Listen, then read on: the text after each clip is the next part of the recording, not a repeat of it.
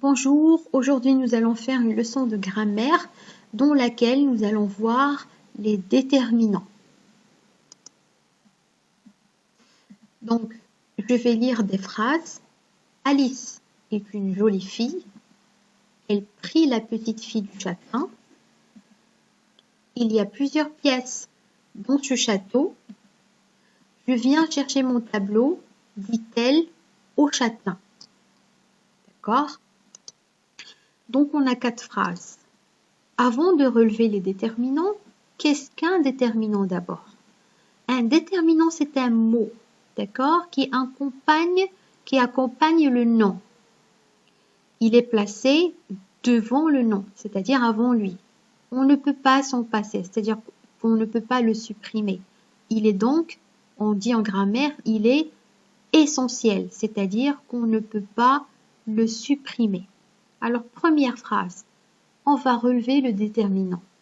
D'abord, il est où le nom dont on parle? C'est, ici on a un nom propre, est une fille, Alice est une jolie fille, fille est un nom, une, c'est le déterminant qui détermine qui?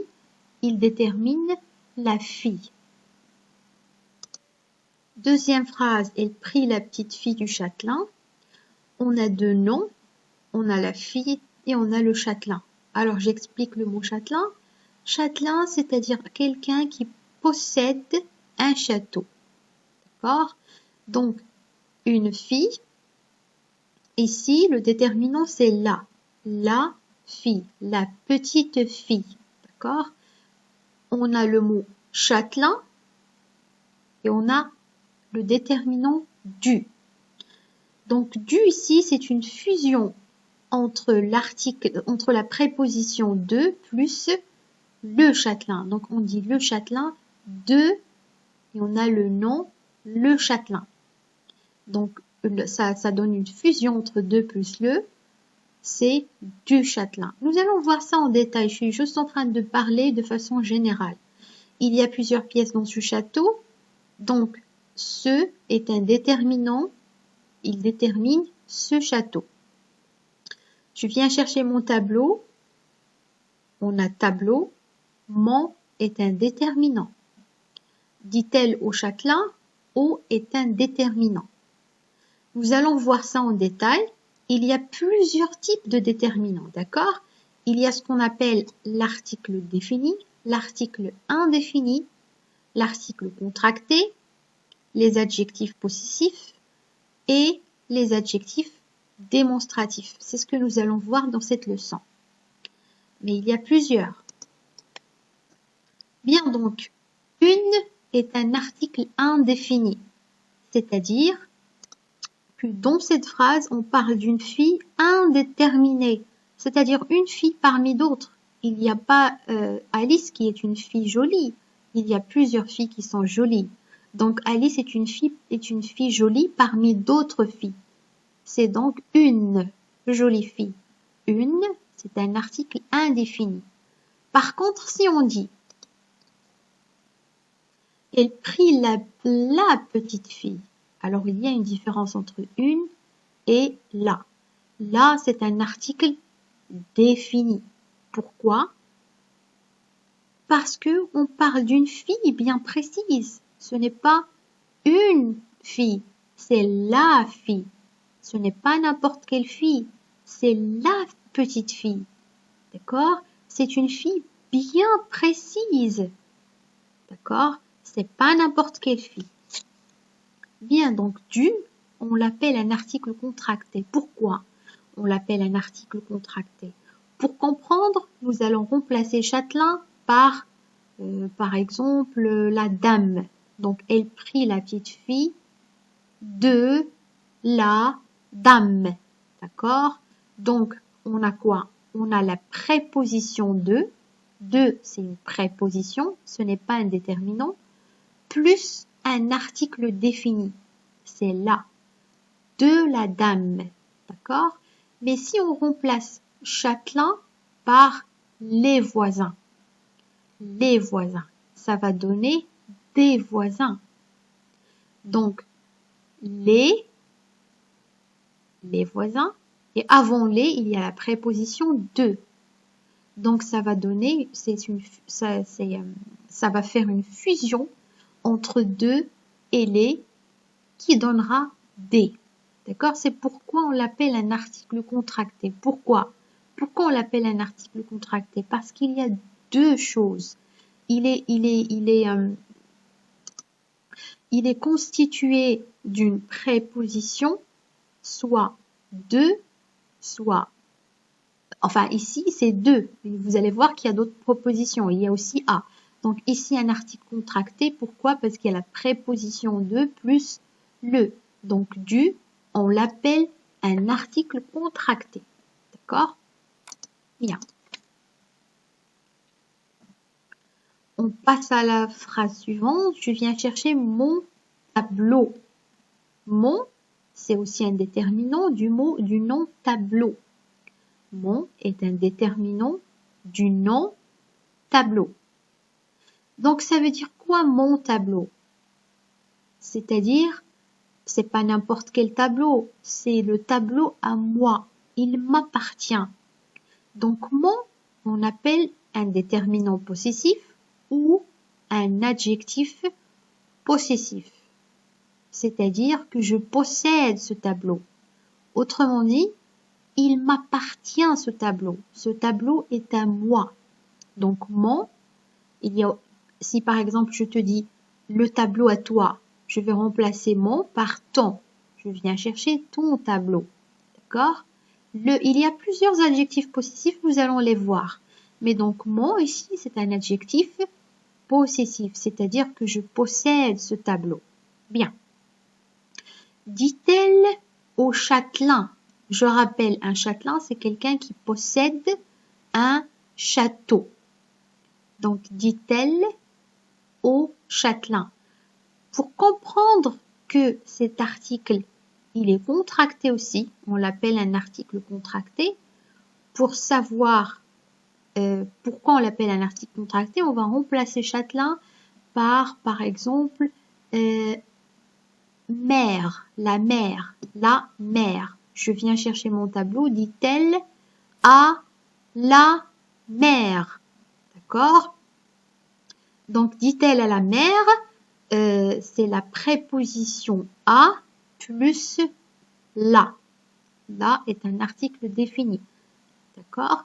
Et si on remplace la mère par le châtelain, dit-elle à, et on a le châtelain. On ne peut pas écrire dit-elle à le châtelain. On va dire dit-elle au châtelain. Donc AU, O, c'est un article contracté parce que il est constitué entre une fusion entre la préposition à et l'article défini le. Un autre exemple, nous allons remplacer le châtelain par les parents. Donc, qu'est-ce qu'on va dire? Dit-elle à, et on a les parents. On va dire aux parents. D'accord? Donc, aux parents, AUX, c'est un article contracté. Donc, qu'est-ce qu'un article contracté? C'est un article, on l'appelle un article contracté ou un défini contracté. C'est donc, il est constitué, on l'appelle, je répète, on l'appelle un article contracté ou un défini contracté, c'est-à-dire qu'il est constitué d'une préposition soit à, soit de, plus un article défini. D'accord? Donc, je répète, il est constitué d'une préposition, soit la préposition à, soit la préposition de, plus un article défini. Alors, quels sont les articles définis? La, le, les. D'accord? Donc, nous allons voir tout ça ici en détail. Je passe à la phrase suivante. Il y a plusieurs pièces dans ce château. Le château, d'accord, c'est un nom. Et je ne parle pas de n'importe quel château. Je parle de ce château. C'est-à-dire que je suis en train de montrer le château dont je parle. L'adjectif démonstratif, il sert à montrer la chose dont on parle. Donc, c'est quelque chose ou aussi quelqu'un. Hein. On peut remplacer, par exemple, si je vous dis cet homme, cette femme, d'accord? Donc, je ne suis pas en train de parler de n'importe quelle femme, c'est la femme que je suis en train de démontrer. Je suis en train de vous montrer directement. Donc, c'est l'adjectif démonstratif, il sert à démontrer. Donc, démonstratif. Il y a plusieurs adjectifs démonstratifs, comme il y a plusieurs adjectifs possessifs, nous allons les voir. Donc, à retenir, les articles définis, c'est la, le, les et l'apostrophe. Les articles indéfinis, c'est un, une, des. Article contracté, la préposition à ou la préposition de plus quoi? Un article défini. Exemple, au avec x, à la, à l'apostrophe, à les, du, des. Donc, il y a aussi des adjectifs démonstratifs. Donc, c'est par exemple, ce, cette, c'est pour le masculin. Cette, c'est pour le féminin avec 2 TE. Et c'est pour le masculin ou féminin pluriel. Alors, dernière chose, c'est les adjectifs possessifs. On les appelle aussi des déterminants possessifs. Donc, tout ça, c'est des déterminants, d'accord? Déterminants définis ou articles définis, déterminants indéfinis ou articles indéfinis, etc. Dernière chose, c'est les adjectifs possessifs. Donc, on a mon pour le masculin, la première personne du singulier, du masculin singulier, mon. Donc, on a la deuxième personne du masculin singulier, ton. Donc, en gros, on a mon, ton, son, ma, ta, sa, notre, votre, leur.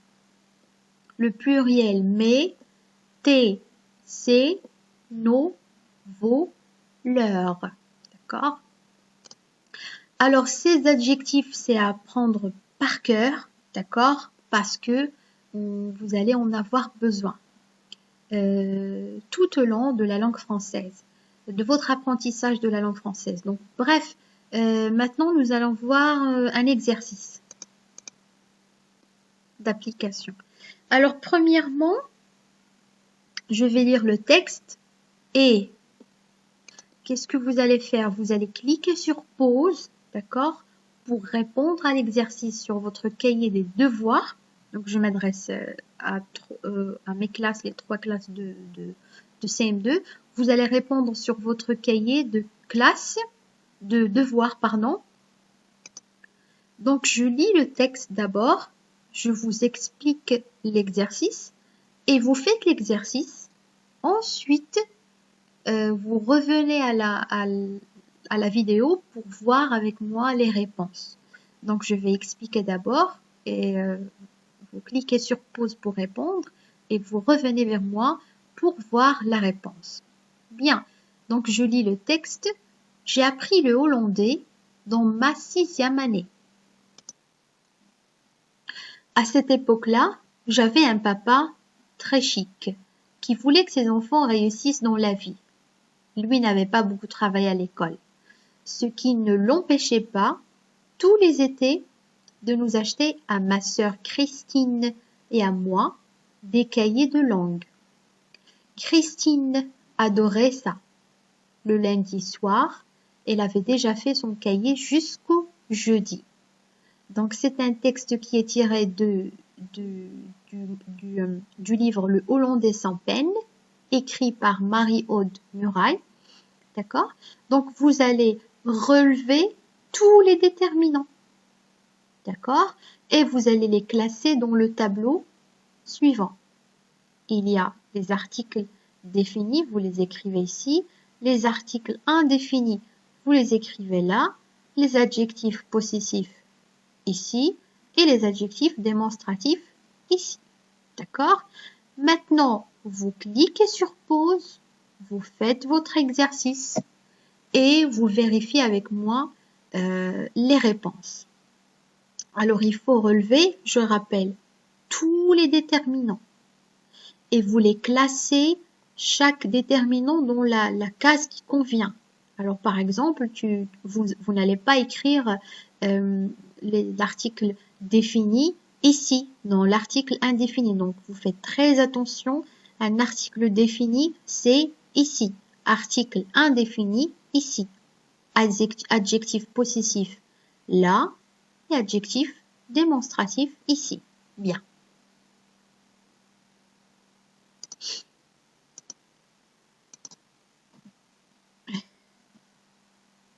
Donc, on passe à la correction.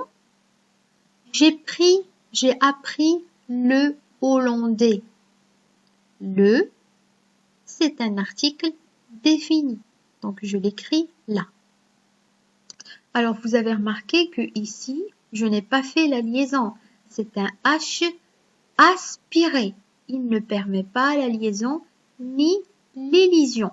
Donc, si vous avez encore des problèmes avec le H muet et le H aspiré, revoyez la leçon que j'ai faite d'orthographe sur l'utilisation du en ou en n apostrophe. D'accord? C'est là où on a vu le H aspiré et le H muet.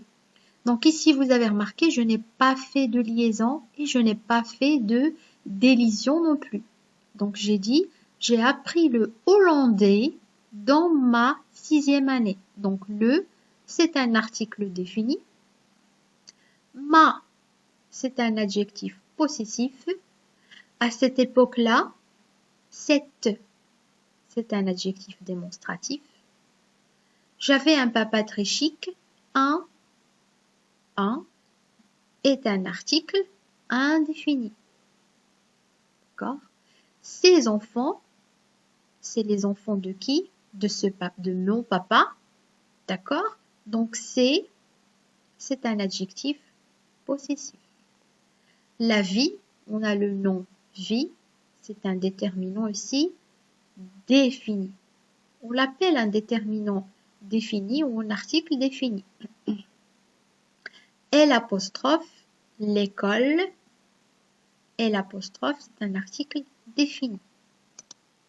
Donc, tous les étés, les, c'est un article défini. De nous acheter à ma sœur, ma, c'est un adjectif possessif. Ou un déterminant possessif, c'est la même chose. Soit vous dites adjectif possessif, soit adjectif démonstratif. Des cahiers, des, c'est un article indéfini, c'est des cahiers, d'accord? Le, c'est pas n'importe quel lundi, c'est le lundi soir. Donc le, c'est un article défini. Son cours, c'est un adjectif possessif. Alors, vous faites très attention à cette leçon parce que nous aurons aussi des leçons sur la nature et la fonction des mots. Et si on ne maîtrise pas ces petites choses, c'est des notions de base, c'est des leçons très simples. Les déterminants, c'est une leçon très facile. Donc, si on ne la maîtrise pas, comme par exemple aussi les adjectifs, les déterminants du nom, les pronoms, les adverbes, les prépositions, d'accord? Tout ça, ça nous aide à savoir la nature des mots et ensuite, nous pourrons passer au cours la fonction des mots qui est difficile. Donc, il faut d'abord savoir la fonction des mots. Par exemple, ici, de nous acheter à ma sœur Christine et à moi, des cahiers, etc. Donc, ma, sa nature, c'est un adjectif ou déterminant possessif. Mais sa fonction dans la phrase, c'est quoi? C'est un complément d'objet indirect. D'accord? Donc, il faut maîtriser cette leçon de nature et fonction des mots parce que c'est très intéressant. Donc, pour le faire, il faut d'abord maîtriser ces petites choses comme les déterminants, les adjectifs, les pronoms, les proverbes, les adverbes, pardon, etc. Merci d'avoir suivi cette leçon et je vous dis à très bientôt pour une nouvelle leçon.